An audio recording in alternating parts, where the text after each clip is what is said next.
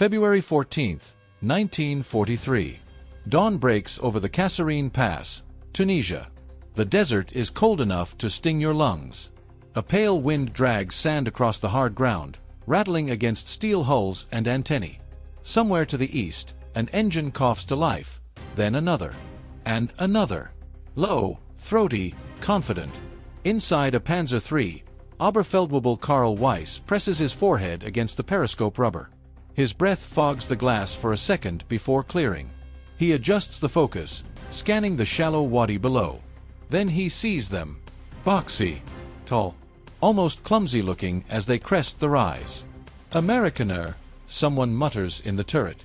Weiss lets out a short laugh. They've heard about these tanks for weeks now. The Americans' new medium tank. The M4 Sherman. British crews had complained about them in Libya. Too tall, too thin-skinned, prone to burning. The nickname had already spread through the Africa Corps like a joke passed between veterans. Tommy Coker. The Tommy Cooker. Weiss taps the side of his periscope. They brought those, he says, against us.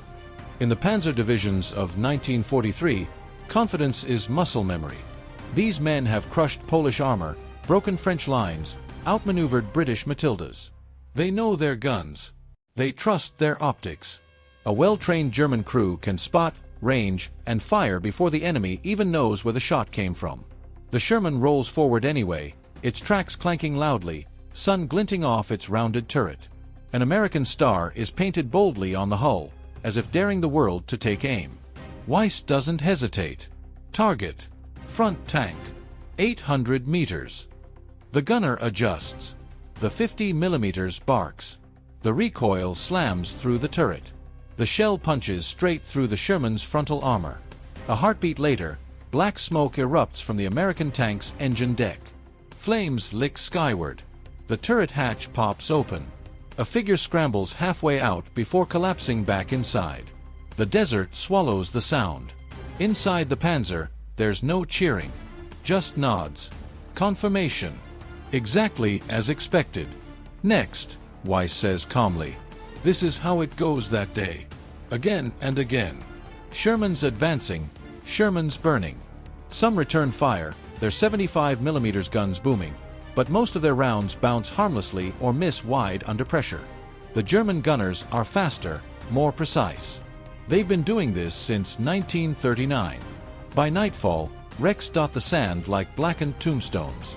Later, gathered around a map table lit by a flickering lamp, a junior officer shakes his head with a grin. If this is America's answer, he says, they're years behind. No one argues. And why would they? On paper, the Sherman looks inferior. Its armor is thinner than a Panzer IV's upgraded plates. Its gun struggles against German tanks head-on. Its high silhouette makes it easy to spot, easy to hit. German crews joke that you don't even need perfect aim, just hit it anywhere and it'll burn. Reports flow up the chain of command reinforcing the belief. After-action summaries describe American crews as green, slow to react, poor at coordination. Equipment, too, seems hastily designed. Radios crackle. Engines overheat in the desert sun. Ammunition ignites too easily. For seasoned Panzermen, it confirms everything they already think about American industry. Flashy, loud, but unrefined. Quantity over quality. A nation trying to buy its way into a war it doesn't yet understand. In Germany, newspapers still speak of Wunderwaffen, wonder weapons on the horizon. New tanks, thicker armor, bigger guns. The future, they're told, belongs to German engineering. The Sherman, by contrast, feels temporary, disposable. But there's something Weiss notices in the days that follow. Something that doesn't quite fit the joke. After Kasserine, after the ambushes and counterattacks, after the desert fighting settles into brutal routine, new American units appear. Fresh tanks. Same model. Same star. Same ungainly silhouette. They shouldn't be here so soon. Wrecked Shermans are still smoldering in the gullies, yet replacements roll up behind the lines almost immediately. Not weeks later. Days. Sometimes hours. Weiss hears it from a mechanic first. Then a supply officer. The Americans aren't repairing most of their knocked-out tanks. They're replacing them. Entire companies re-equipped almost overnight. Crews reassigned. New hulls straight off transport ships. Painted, fueled, armed, and sent forward again. At first, it's dismissed as coincidence. North Africa is an odd front, after all. Maybe they stockpiled heavily. Maybe this is a one-time surge. But as spring turns to summer, the pattern repeats. Destroy 5 Shermans today. Face 7 tomorrow. And behind every burned-out wreck is the unsettling realization that somewhere, far beyond the desert, beyond the Mediterranean, beyond the Atlantic, machines like these are being built faster than they can be destroyed. Weiss doesn't say it out loud. None of them do. But the laughter begins to thin. Because the Sherman, for all its flaws, keeps coming. And Germany, slowly, is starting to sense that this war may no longer be decided solely by the quality of a single tank, but by something far more dangerous. Something measured not in millimeters of armor, but in thousands. Detroit, Michigan, August 3, 1943. 2:17 a.m. The factory never sleeps.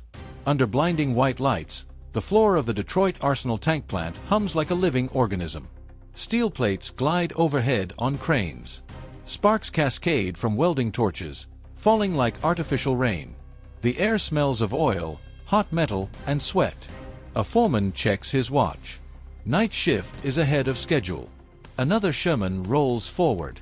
Not a prototype. Not a test vehicle. A finished tank, painted, sealed, inspected.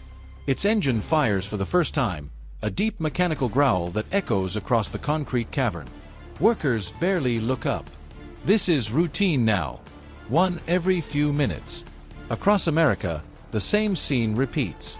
Lima, Ohio. Pressed steel in Pennsylvania. Fisher body plants repurposed almost overnight. Automobile factories that once stamped out Buicks and Chevrolets now churn out armored hulls. The same assembly line logic Henry Ford perfected for Model TS is applied, mercilessly, to war. Standardization is the quiet genius here. The Sherman is not designed to be the best tank in the world. It is designed to be built fast, in parts that fit every other part. Engines interchangeable. Turrets swappable. Transmissions identical from batch to batch. If a gearbox fails in Tunisia, a replacement from Ohio bolts right in. German intelligence will eventually learn the numbers, and when they do, the shock is physical. By the end of 1943, the United States is producing more than 1,000 Shermans per month. Germany, strained by bombing, material shortages, and bureaucratic infighting, cannot match it. Not even close. A Panzer IV takes longer to build, requires more skilled labor, more specialized parts. A Panther, still plagued by breakdowns, takes even more. But worse than the numbers is the philosophy. In Germany, tanks are precious. Crews train for months, sometimes years. Veterans become irreplaceable assets. Every loss is felt. In America, the system assumes loss. The Sherman is built with the expectation that it will be damaged, knocked out, abandoned, or destroyed, and replaced. Crews are trained rapidly, rotated constantly. Survival matters, but continuity matters more. A tank burns. Another takes its place. Back in North Africa, Oberfeldwebel Weiss feels the difference without seeing the factories that cause it.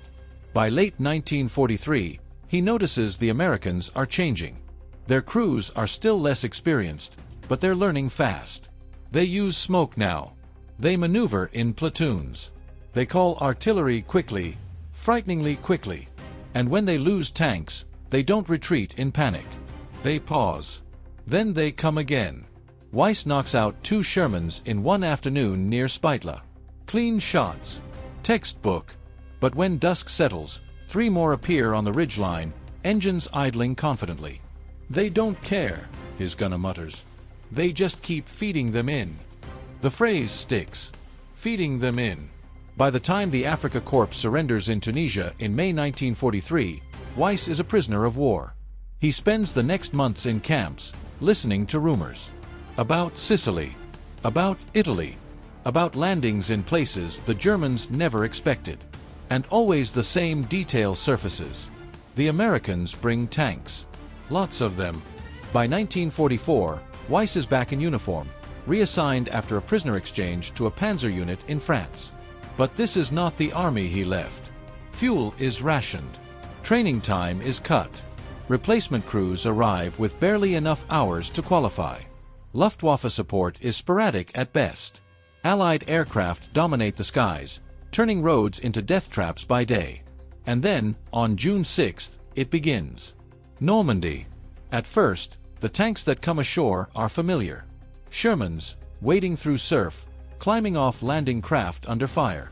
Many burn on the beaches. Many drown in water too deep. German gunners take satisfaction in the chaos. Weiss's unit engages them days later in the bocage, thick hedgerows that choke movement and compress combat into brutal, close-range encounters. Here, the Sherman's flaws are obvious. Its armor is vulnerable. Its gun struggles against Panthers frontally. A well-placed shot can still turn it into a furnace. And yet, they keep coming. Every destroyed Sherman is logged, photographed, reported. But the numbers never go down. By July, German commanders realize something is terribly wrong. Interrogations of captured American crewmen reveal that losses are expected. That units are replenished almost automatically. That behind the front lines are parks filled with reserve tanks, mechanics swapping engines in hours, not days. And behind that, an ocean. Heinz Guderian, Inspector General of Panzer Troops, writes in his reports with increasing frustration. It is not that the Sherman is superior. It is not. German tanks, when they function, still outgun and out-armor it. The problem is that Germany cannot win a war of attrition against an enemy who replaces tanks faster than crews can destroy them. And now, worse still, German crews are the ones becoming irreplaceable. Every veteran killed is gone forever. Every American loss is a statistic, already accounted for in a factory schedule. Weiss feels it in his bones during a counterattack near Cannes. His platoon knocks out 6 Shermans in under an hour. It should feel like victory. Instead, he watches another wave crest the hill beyond them. Fresh, intact, unafraid. And for the first time since the war began, a Panzer veteran wonders, not if his tank is good enough, but if it even matters anymore. July 18, 1944. 5:45 hours. East of Cannes, Normandy. The ground trembles before the tanks appear. It starts as a low vibration, felt through boots pressed into damp earth. Then comes the sound, hundreds of engines, layered and uneven, rising and falling like surf. Smoke drifts across the fields, kicked up by artillery impacts and crushed hedgerows. Oberfeldwebel Karl Weiss tightens his headset. "Stand by," he says. In front of his Panther, the landscape is already scarred. Craters filled with rainwater. Broken apple trees. Burned farmhouses that still smell faintly of ash and livestock. The air tastes metallic, like cordite and dust. Then they come into view. Shermans. Not a handful. Not a probing force. A mass. They roll forward in long, staggered lines, turret scanning, infantry clinging to their sides. Some mount unfamiliar silhouettes, longer barrels, thicker mantlets. The Americans have brought something new. Weiss's gunner squints. "Sir, those aren't the shotguns." They aren't. By mid-1944, the Sherman has evolved. The M4A1, 76, variant carries a higher velocity 76mm gun, still not a Panther killer at long range, but far more dangerous than before. Others mount British 17-pounders, the Fireflies, their long barrels unmistakable. The joke is over. Range, 1,200 meters, Weiss orders. The Panther fires. A Sherman erupts in flame, its turret snapping sideways. The second shot kills another. Precision. Power. Everything German doctrine promised. But the Americans don't stop. They spread. Smoke rounds blossom, thick white curtains that blind optics and rangefinders. Artillery crashes down behind the Panther's position, walking closer with terrifying accuracy. Somewhere overhead, aircraft engines howl. Weiss's radio crackles with panic. Left flank, Shermans through the orchard. Firefly, North Road, lost 2 Panzers. The battlefield is no longer a duel. It's a system. and Germany is fighting it with individual excellence against industrial momentum. A Firefly round slams into a Panther II vehicles down the line. The turret lifts, then drops crookedly. No one escapes. Weiss feels the old confidence drain away, replaced by calculation. Ammunition counts. Fuel gauges. Crew fatigue. He has one trained gunner. One driver who knows this tank inside out. If he loses them, there is no replacement waiting. The Americans, by contrast, seem endless. By noon, the attack grinds forward not because Shermans are invulnerable, but because they are acceptable losses. Each tank that dies pins German guns, reveals positions, absorbs fire meant for the next wave. This is not incompetence. It is doctrine. Later that day, Weiss withdraws under smoke, his Panther limping with a damaged final drive. In the distance, American engineers are already clearing wrecks, bulldozing paths through hedgerows, turning chaos into lanes of advance. That night, in a command dugout lit by a single lantern, a staff officer reads excerpts from Guderian's latest memorandum. The words hit harder than any shell. The enemy's strength lies not in the superiority of his tanks, but in the mass production and rapid replacement of material and personnel. Our losses in experienced crews cannot be made good. Silence follows. Everyone there knows it's true. The Panther is a better tank than the Sherman in almost every technical category. Thicker armor. A lethal gun. Superior optics. But it breaks down. It guzzles fuel Germany no longer has. And it requires skilled hands, hands that are dying faster than they can be trained. The Sherman, meanwhile, is everywhere. In Italy, grinding up mountains. In France, bursting through hedgerows. In the Pacific, modified with flamethrowers, burning bunkers out of volcanic rock. By September 1944, after the breakout from Normandy, the scale becomes undeniable. Allied armored columns stretch for miles. Roads clogged with tanks, trucks, fuel bulldozers, repair vehicles. If one Sherman throws a track, another pushes past it. If one burns, the column doesn't stop. Weiss sees this firsthand during the retreat toward the German border. Every village they abandon is occupied within hours. Every road they crater is repaired by the next morning. The Americans are no longer cautious. They are confident, almost impatient. And the Sherman is at the center of it. Not because it is perfect, but because it is replaceable. By the time Weiss reaches the West Wall, the famed Siegfried Line, his unit is a shadow. Original crews are gone. Replacements are boys and old men. Fuel arrives in drips. Ammunition is counted shot by shot. Across the lines, American tank parks sprawl like small cities. Rows upon rows of Shermans, engines idling, crews lounging on turrets, waiting for orders that will send them forward again. Weiss watches them through binoculars one evening and feels something close to dread, not of the tanks themselves, but of the system that birthed them. You can destroy a tank. You can ambush a column. But how do you fight a factory that never stops? And worse, how do you fight an enemy who has learned that losing machines is acceptable, as long as it wins the war? December 16, 1944. 5:30 hours. Ardennes Forest, Belgium. Snow muffles the world. It clings to pine branches, softens the ruts in frozen roads, deadens sound until even engines seem distant. Breath hangs in the air like smoke. Somewhere in the darkness, artillery booms, slow, deliberate. The Ardennes offensive begins in silence. 4 Oberfeldwebel Karl Weiss, now commanding what remains of his platoon, the plan feels like a memory from another war. Break through the American lines. Reach the Meuse. Split the Allies. Force a negotiated peace. On paper, it's bold. In reality, it's desperation wrapped in hope. The first American tanks they encounter are Shermans, of course. Dug in near a crossroads, engines cold, crews half frozen. The initial ambush is brutal and swift. 2 Shermans burn before they can fire a shot. Another is abandoned, its crew fleeing into the trees. For a moment, the old feeling returns. We still have teeth, Weiss thinks. The radio crackles with reports of success. Entire American units caught off guard. Prisoners taken. Roads open. But by midday, something shifts. The snow-filled sky roars to life as weather clears just enough.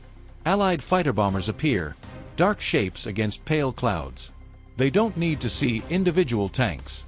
They attack roads, columns, supply points, anything that moves. And behind the American lines, the machinery begins to turn. By December 18th, fresh Shermans arrive. Not in trickles. In convoys.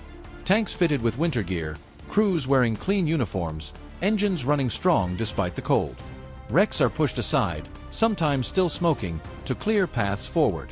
Weiss destroys another Sherman near Bastogne. Then another. Then another. It doesn't slow them.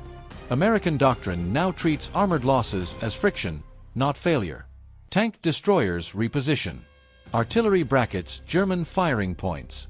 Infantry infiltrates flanks. Engineers bridge frozen streams overnight. The Germans, meanwhile, are bleeding out. Fuel shortages strand Panthers and Tigers where they stand. Crews sabotage their own vehicles before retreating on foot. Replacement crews arrive without knowing how to operate the machines they're assigned. And always, the Shermans are there, present, pressing, persistent.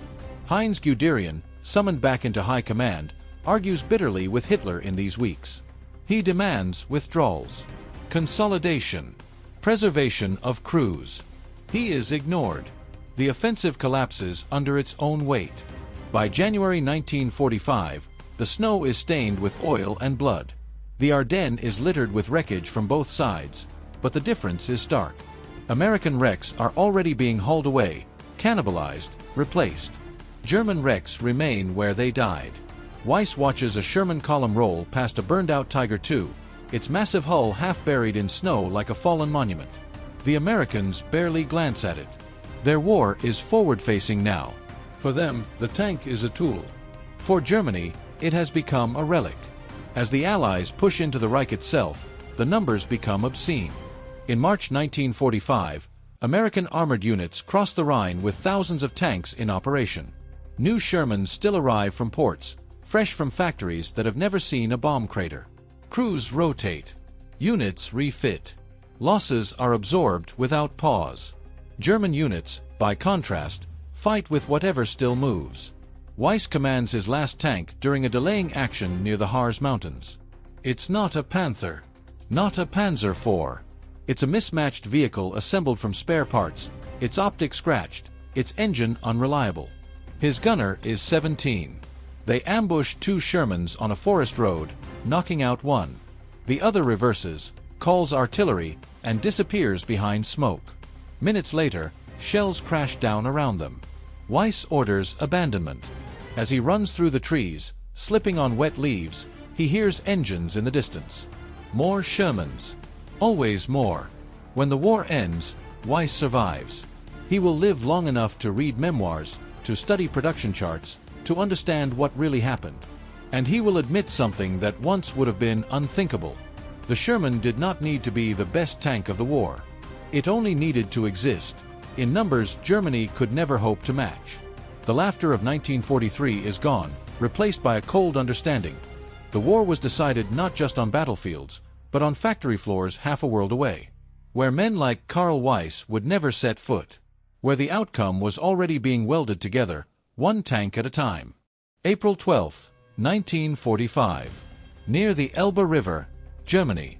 The war is ending in fragments. White flags hang from windows. Bridges are blown too late to matter. Roads are choked with refugees moving west, east, anywhere but here. The sky belongs entirely to the Allies now, aircraft droning overhead without fear. Oberfeldwebel Karl Weiss stands unarmed beside a country road, boots muddy, uniform threadbare. An American Sherman idles nearby, its engine humming steadily, almost peacefully. The crew lounges on the turret, helmets pushed back, rifles slung casually. The tank is unremarkable. No menacing angles. No monstrous gun. Just steel plates welded together with industrial indifference. A machine designed to work, and then be replaced. An American lieutenant approaches, map case under his arm. He glances at Weiss, then at the wrecked German vehicles scattered along the tree line. "You fought hard," he says, almost apologetically. Weiss nods. He has nothing left to prove. Years later, men like Heinz Guderian will write their memoirs. They will dissect the war with the clarity of defeat. They will speak of missed opportunities, strategic blunders, political madness. But when they speak of the Sherman, the tone is different. Not contempt. Recognition. Guderian will admit that Germany underestimated the United States, not tactically, but industrially. That the true enemy was not the tank crews they faced, but the production system behind them. A system that assumed loss, absorbed it, and moved forward without sentiment. The Sherman becomes the symbol of that system. Built in over 49,000 units, it serves on every front, in dozens of variants. It is shipped, repaired, modified, rebuilt. It trains crews, ferries infantry, burns bunkers, crosses rivers, and keeps moving. Its crews are not invincible. Many die. Many burn. But the machine never stops coming. After the war, analysts will compare armor thickness and gun calibers. They will argue about Panthers versus Shermans, Tigers versus Fireflies. Internet forums decades later will still rage with the question, which tank was better? But the veterans know the answer is wrong. That was never the question. The Sherman was not designed to win duels. It was designed to win wars. Weiss understands this now as he watches the American column move east, toward battles he will no longer fight. Each tank kicks up dust, identical to the last. No hesitation. No drama. Just momentum. The war's final lesson is brutal in its simplicity. Excellence matters, but sustainability decides. Germany built masterpieces it could not afford to lose. America built tools it could afford to replace. And in the end, replacement beat perfection. The Sherman rolls on, indifferent to mockery, carrying with it the quiet truth that decided the armored war in Europe. Not firepower, not armor, but the unstoppable force of a nation that turned industry into a weapon. ND.